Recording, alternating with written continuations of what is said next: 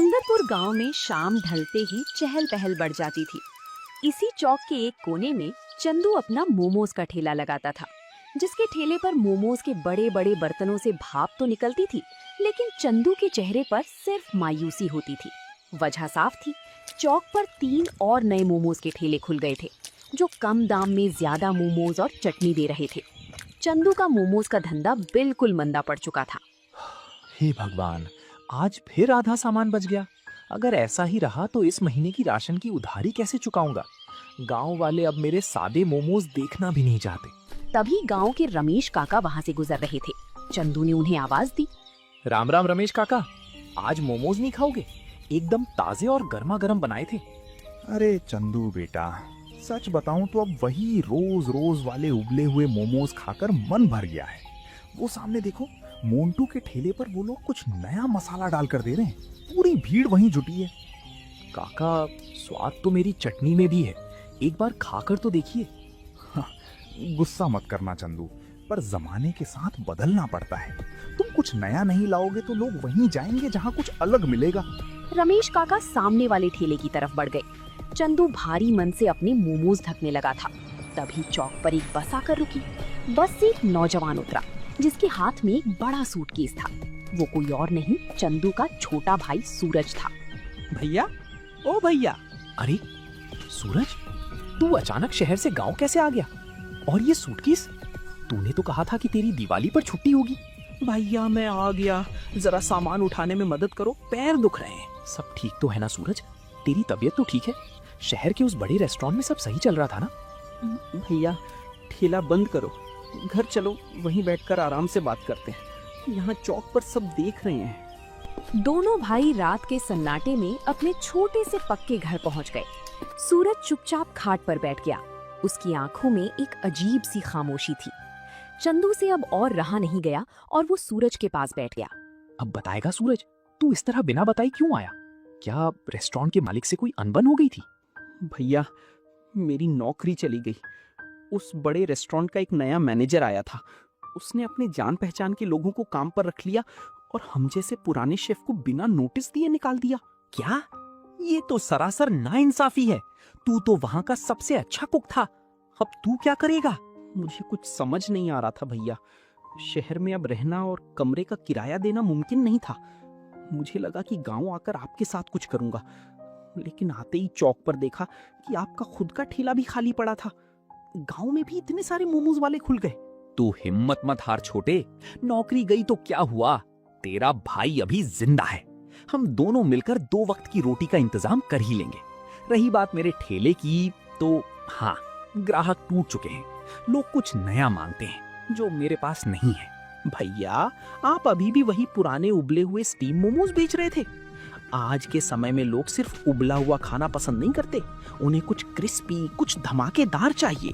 धमाकेदार? अरे भाई, मोमोज तो ऐसे ही बनते हैं ना, मैदे के अंदर सब्जी भरो और भाप में पकाओ। नहीं भैया, शहर के बड़े बड़े रेस्टोरेंट में अब एक नई चीज धूम मचा रही है, कुरकुरे मोमोज। बाहर से एकदम क्रिस्पी, क्रंची और अंदर से रसीले। हमारे गांव वालों ने ऐसा स्वाद कभी चखा ही नहीं होगा। कुरकुरे मोमोज? ये क्या बला है? क्या मोमोज भी कुरकुरे हो सकते हैं? बिल्कुल हो सकते हैं भैया। कल सुबह आप दुकान के लिए मैदा और सब्जियां लाना, बाकी का जादू मैं आपको सिखाऊंगा। हम दोनों मिलकर गांव का सबसे पहला और अनोखा कुरकुरे मोमोज का ठेला लगाएंगे। अगली सुबह सुंदरपुर गांव में सूरज की पहली किरण के साथ ही दोनों भाई अपने काम में जुट गए थे। चंदू बाजार से ताजी बंद गोभी, गाजर, प्याज और मैदा खरीद कर लाया था।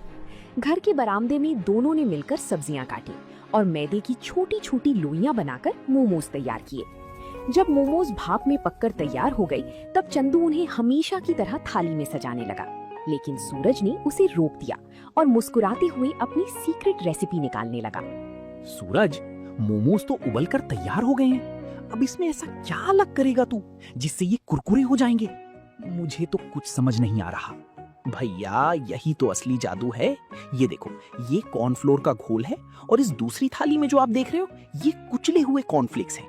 इसी से मोमोज को वो करारापन मिलेगा जो गांव वालों ने पहले कभी नहीं देखा। अच्छा, तो तू इन उबले हुए मोमोज को पहले इस घोल में डुबोएगा और फिर उन सूखे कॉर्नफ्लेक्स में लपेटेगा। पर इससे स्वाद कैसा आएगा? स्वाद ऐसा आएगा भैया कि लोग उंगलियां चाटते रह जाएंगे। अब आप चूल्हे पर कढ़ाई चढ़ाओ और तेल को खूब गर्म करो। हमें इन्हें डीप फ्राई करना है। अरे सूरज, तेल में डालते ही ये तो एकदम सुनहरे होने लगे और खुशबू तो पूरे घर में फैल गई है। मोंटू और बाकी ठेले वाले तो बस उबले मोमोज को तवे पर थोड़ा सा सेक देते हैं, पर ये तरीका तो बिल्कुल अलग है। तभी तो इसका नाम कुरकुरे मोमोज है भैया। अब जरा इसे हाथ में लेकर देखो, इसकी ऊपरी परत कितनी सख्त और करारी बनी है। जब ग्राहक इसे चबाएगा तो सबसे पहले कुरकुरे की आवाज आएगी और फिर अंदर की रसीली सब्जियां मुंह में घुल जाएंगी। शाम के 5 बजते ही दोनों भाई चौक पर अपना ठेला लेकर पहुंच चुके थे। सूरज ने ठेले के आगे एक बड़ा सा बोर्ड टांग दिया था जिस पर साफ अक्षरों में लिखा था स्पेशल कुरकुरे मोमोज। ठेले से उठती गर्मा गर्म और क्रिस्पी खुशबू ने चौक पर आते जाते लोगों का ध्यान अपनी ओर खींचना शुरू कर दिया था। सबसे पहले वही रमेश काका वहाँ से गुजरे जो कल चंदू को नसीहत देकर गए थे। अरे चंदू, ये आज क्या नया तमाशा खड़ा किया है तुमने? कुरकुरे मोमोज? मोमोज तो मुलायम होते हैं, ये कुरकुरा क्या होता है भाई? राम राम काका, मैं चंदू का छोटा भाई सूरज हूँ। शहर के बड़े रेस्टोरेंट से सीख कर आया हूँ। आज पैसे मत दीजिए, बस हमारी तरफ से एक मोमो चक्कर देखिए। पसंद ना आए तो दोबारा मत खाइएगा। चलो भाई, तुम इतना कह रहे हो तो चख ही लेते हैं। वैसे भी खुशबू तो बहुत जोरदार आ रही है। सूरज ने गर्मा गर्म कुरकुरा मोमो लाल तीखी चटनी और सफेद मेयोनीज के साथ रमेश काका के हाथ में दिया। जैसे ही रमेश काका ने पहला बाइट लिया, एक जोरदार क्रंच की आवाज आई। काका की आंखें फटी की फटी रह गईं। उन्होंने झटपट दूसरा और तीसरा मोमो भी मुंह में डाल लिया और स्वाद की मजे लेने लगे। वाह चंदू, वाह सूरज भाई, वाह! ऐसा स्वाद तो मैंने अपनी पूरी जिंदगी में नहीं चखा। बाहर से इतना करारा और अंदर से इतना रसीला। ये तो मोंटू के मोमोज से 1000 गुना बेहतर है। क्या हुआ काका, ऐसा क्या खा लिया जो इतने गुण गा रहे हो? जरा हमें भी तो बताओ। अरे लखन, मोंटू के ठेले को छोड़ो और सब लोग यहाँ आओ। चंदू और सूरज ने कोई ऐसी कमाल की चीज बनाई है जो मुंह में जाते ही मजा ला देती है। इसे कुरकुरे मोमोज कहते हैं। रमेश काका की बात सुनते ही चंदू के ठेले के सामने गांव वालों की भारी भीड़ जमा हो गई। हर कोई उस क्रंच की आवाज और अनोखे स्वाद को चखना चाहता था। सूरज फटाफट मोमोज को फ्राई कर रहा था और चंदू प्लेट सजाकर चटनी परोस रहा था। मोंटू और बाकी ठेले वाले दूर खड़े होकर चंदू के ठेले पर लगी लंबी कतार को हैरानी और मायूसी से देख रहे थे। उस दिन चंदू का सारा सामान सिर्फ 2 घंटे में बिक गया था। देखते ही देखते 2 हफ्ते बीत गए थे और सुंदरपुर गांव में चंदू के कुरकुरे मोमोज का डंका बजने लगा था। शाम होते ही लोग पहले से आकर लाइन लगा लेते थे। दोनों भाई मिलकर बहुत खुश थे और उनकी कमाई भी पहले से 3 गुना बढ़ चुकी थी। लेकिन चौक पर जो बाकी 3 ठेले वाले थे, उनकी दुकानदारी बिल्कुल ठप हो गई थी। सबसे ज्यादा परेशान मोंटू था, जिसका ठेला पहले सबसे ज्यादा चलता था। वो दूर खड़ा होकर चंदू की दुकान पर लगी भीड़ को घूर रहा था। ये चंदू तो पहले मक्खियां मारता था, अब अचानक इसके पास इतने ग्राहक कहां से आने लगे? और ये इसका छोटा भाई शहर से आकर क्या नई नौटंकी शुरू कर दी है? अरे मोंटू भाई, नौटंकी नहीं है। मैंने कल छुपकर उनका एक मोमो खाया था। सच में बहुत कुरकुरा और लाजवाब बनाते हैं वो लोग। हमारे उबले मोमोज को तो अब लोग मुफ्त में भी ना लें। चुप कर, तू तो दुश्मनों की तारीफ कर रहा है। अगर ऐसा ही रहा तो हमें अपना ठेला यहाँ से हटाना पड़ेगा। मुझे कुछ ना कुछ तो करना ही होगा। आखिर ये कुरकुरापन आता कहाँ से, ये पता लगाना पड़ेगा। उधर चंदू के ठेले पर ग्राहकों की लाइन लगी थी। लखन अपनी प्लेट खत्म करके चंदू के पास पैसे देने आया था और उसकी तारीफों के पुल बांध रहा था। चंदू भाई, सच में कमाल कर दिया तुम दोनों ने। मेरी पत्नी तो रोज शाम को कहती है कि बाजार जाओ तो सिर्फ चंदू के ही कुरकुरे मोमोज लाना। इस स्वाद में कुछ तो जादू है। ये सब आप लोगों का प्यार है लखन भाई, और असली जादू तो मेरे छोटे भाई सूरज के हाथों का है, जो शहर से ये हुनर सीख कर आया है। हाँ लखन भैया, हम हर रोज ताजी सब्जियां लाते हैं और सफाई का पूरा ध्यान रखते हैं। आप लोग बस ऐसे ही आते रहिए, हमारा हौसला बढ़ता रहेगा। जैसे जैसे दिन बीत रहे थे, कुरकुरे मोमोज की मांग इतनी बढ़ गई थी कि दोनों भाइयों के हाथ छोटे पड़ने लगे थे। सुबह से लेकर दोपहर तक हाथ से मोमोज बनाने में उनका सारा समय चला जाता था। फिर भी शाम को सामान कम पड़ जाता था। सूरज ने महसूस किया कि अगर उन्हें अपना काम और बढ़ाना है तो उन्हें थोड़ी नई तकनीक का सहारा लेना होगा। रात को खाना खाने के बाद दोनों भाई खाट पर बैठकर इसी बारे में चर्चा कर रहे थे।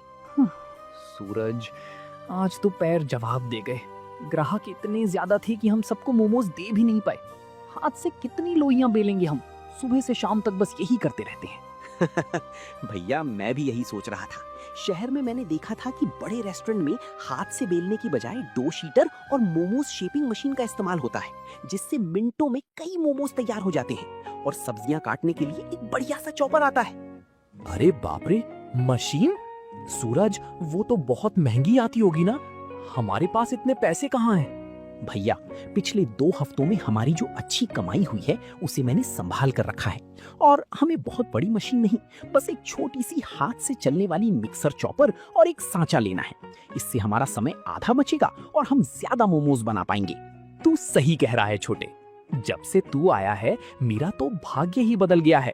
ठीक है, कल सुबह हम दोनों पास के शहर के बाजार चलेंगे और ये मशीनें खरीद कर लाएंगे। अगले दिन दोनों भाई शहर गए और अपनी दुकान के लिए जरूरी मशीनें और नया सामान ले आए। अब उनका काम बहुत आसान और तेज हो गया था। वे अब रोजाना 500 से ज्यादा मोमोज बनाने लगे थे और गांव के साथ साथ पास के दूसरे गांवों से भी लोग उनके ठेले पर आने लगे थे। चंदू और सूरज की ये तरक्की पूरे सुंदरपुर गांव में चर्चा का विषय बन चुकी थी। धीरे धीरे समय बीतता गया और एक दिन गांव के बड़े मैदान में बहुत बड़ा मेला लगने वाला था। चंदू और सूरज जानते थे कि इस मेले में पूरे इलाके से हजारों लोग आएंगे। दोनों भाइयों ने फैसला किया कि वे मेले में अपना एक बड़ा स्टॉल लगाएंगे। लेकिन इस बार मोंटू ने भी अपनी रणनीति बदल ली थी। उसने अपने मोमोज का दाम आधा कर दिया था ताकि वो चंदू के ग्राहकों को अपनी तरफ खींच सके। सुनो सब लोग, आज मैंने मोमोज की प्लेट सीधे आधी कीमत पर कर दी है। चंदू चाहे जितने भी कुरकुरे मोमोज बना ले, पर जब लोग देखेंगे कि यहाँ सस्ते में पेट भर रहा है तो सब यहीं आएंगे। तभी वहाँ से रमेश काका गुजर रहे थे। उन्होंने मोंटू की बात सुन ली और रुक गए। अरे मोंटू भाई, तुम कीमत चाहे जितनी कम कर लो, पर जो स्वाद और करारापन चंदू के कुरकुरे मोमोज में है वो तुम्हारे इस मोमोज में कहाँ। लोग अब स्वाद के दीवाने हैं, पैसों के नहीं। काका आप देखते जाओ, आज मेले में मेरी ही दुकान पर सबसे ज्यादा बिक्री होगी। शाम को मेला शुरू हुआ। चंदू और सूरज ने अपने स्टॉल को बहुत ही सुंदर तरीके से सजाया था। जैसे ही मेले में भीड़ बढ़ी, चंदू के स्टॉल के सामने पैर रखने तक की जगह नहीं बची। सूरज, लोग तो रुकने का नाम ही नहीं ले रहे हैं। जो कढ़ाई में मोमोज छनकर निकल रहे हैं वो प्लेट में सजने से पहले ही बिक जा रहे हैं। तेरी वो पुदीने वाली नई चटनी तो लोगों को बहुत भा रही है। भैया मैंने कहा था ना कि त्योहार पर लोग कुछ खास खाना पसंद करते हैं। आप बस चटनी और मेयोनीज डालते जाओ, आज हमें गांव का रिकॉर्ड तोड़ना है। रात के 10 बज चुके थे। मेले में चंदू और सूरज का सारा स्टॉक खत्म हो चुका था। उनकी जेबें नोटों से भरी हुई थी। दोनों भाई खुशी खुशी अपना स्टॉल समेट रहे थे। तभी चंदू की नजर दूर मोंटू के स्टॉल पर पड़ी। मोंटू का सारा सामान वैसा का वैसा ही रखा था और वो उदास बैठा था। उसकी आंखों में आंसू थे। चंदू का दिल पिघल गया। उसने सूरज को इशारा किया और दोनों मोंटू के पास पहुंचे। क्या हुआ मोंटू भाई, इतने उदास क्यों बैठे हो? आज तो मेले का इतना बड़ा दिन था। चंदू भाई, तुम यहाँ? मेरी किस्मत ही खराब है। मैंने दाम भी आधे कर दिए, फिर भी कोई मेरे स्टॉल पर नहीं आया। मेरा सारा सामान बर्बाद हो गया। मैं कर्ज कैसे चुकाऊंगा? मोंटू भैया, आपकी किस्मत खराब नहीं है, बस आपका तरीका थोड़ा पुराना हो गया था। व्यापार में किसी से जलने की बजाय अपने काम को बेहतर करने पर ध्यान देना चाहिए।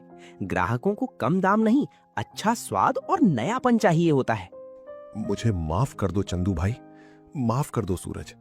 मैं मन ही मन तुम दोनों से बहुत जलता था और सोचता था कि तुम्हारी दुकान कैसे बंद करवाऊं, पर आज मेरी आंखें खुल गई। तुम दोनों सच में बहुत मेहनत करते हो। अरे मोंटू भाई, हम सब एक ही गांव के हैं। पुरानी बातें भूल जाओ। अगर तुम चाहो तो कल से तुम भी हमारे साथ काम कर सकते हो। सूरज तुम्हें भी कुरकुरे मोमोज बनाने का सीक्रेट सिखा देगा। हम सब मिलकर इस काम को और बड़ा करेंगे। क्या तुम मुझे अपना सीक्रेट सिखाओगे? इतनी बड़ी दुश्मनी के बाद भी तुम मेरे बारे में ऐसा सोच रहे हो? चंदू भाई, तुम्हारे जैसा बड़ा दिल पूरे गांव में किसी का नहीं है। मेले की उस रात के बाद सुंदरपुर गांव का माहौल पूरी तरह बदल चुका था। मोंटू अब चंदू और सूरज का दुश्मन नहीं बल्कि उनका सबसे बड़ा मददगार बन चुका था। चंदू और सूरज ने अपने घर के बड़े से बरामदे को एक छोटी सी रसोई का रूप दे दिया था, जहां वे गांव के अन्य बेरोजगार युवाओं और बाकी ठेले वालों को भी साफ सफाई से मोमोज बनाना सिखाते थे। सूरज सबको सही मात्रा में मसाले डालना और मोमोज को एकदम परफेक्ट क्रिस्पी बनाने का तरीका सिखाता था। सूरज भाई, सच बताऊं तो मुझे पहले लगता था कि शेफ का काम बहुत आसान होता है, पर अब समझ आया कि कॉर्नफ्लावर के घोल की मोटाई और तेल का तापमान सही रखना कितना जरूरी है। जरा देखना, क्या ये घोल सही बना है? बिल्कुल परफेक्ट है मोंटू भैया। अब इसमें जब मोमोज डूबेंगे और कॉर्नफ्लेक्स की कोटिंग होगी तो ये कढ़ाई में जाते ही एकदम सोने जैसा चमकेगा। आपकी मेहनत रंग ला रही है। सूरज, मोंटू, पास के 3 और गांव के सरपंचों का बुलावा आया है। वो चाहते हैं कि हम उनके यहाँ लगने वाले साप्ताहिक बाजार में भी अपना कुरकुरे मोमोज का स्टॉल लगाएं। लोग हमारे स्वाद के दीवाने हो चुके हैं। चंदू भाई, ये तो बहुत बड़ी खुशखबरी है। आप बिल्कुल चिंता मत करो। अब जब मैं और गांव के बाकी लड़के आपके साथ हैं, तो हम मिलकर हर गांव तक ये स्वाद पहुंचाएंगे। माल तैयार करने की जिम्मेदारी हमारी। यही तो मैं चाहता था भैया। जब मैंने शहर की नौकरी खोई थी तो मुझे लगा था कि सब कुछ खत्म हो गया, पर आज मुझे समझ आया कि अगर आपके पास हुनर है और आपके साथ अपनों का भरोसा है तो आप कहीं भी अपनी नई दुनिया बसा सकते हैं। वक्त का पहिया घूमता गया और चंदू का वो छोटा सा ठेला अब एक आलीशान दुकान का रूप ले चुका था।